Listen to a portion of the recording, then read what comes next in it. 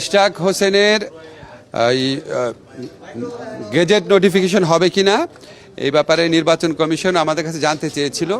তো নির্বাচন কমিশন তো আসলে একটা সাংবিধানিক প্রতিষ্ঠান, তা আমাদের মতামত জানার আসলে প্রয়োজন ছিল না।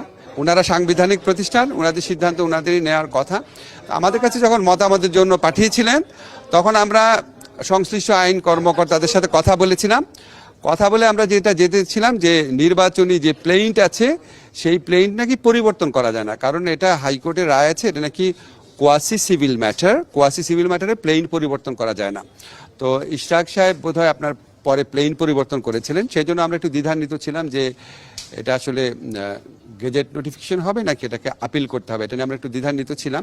তো নির্বাচন কমিশন আমাদের মতামতের জন্য অপেক্ষা করেন নাই, ওনারা নিজেরা গেজেট নোটিফিকেশন করেছেন। এটা ছাড়া আমার আর কিছু বলার নেই এই ব্যাপারে, আমার কোনো বক্তব্য নাই। এটা আসলে নির্বাচন কমিশনের ব্যাপার, এটা আসলে যারা এরভাবে আপনার মামলা করে বা প্লেন পরিবর্তন করে বিজয়ী হতে চাচ্ছেন ওনাদেরকে জিজ্ঞেস করেন।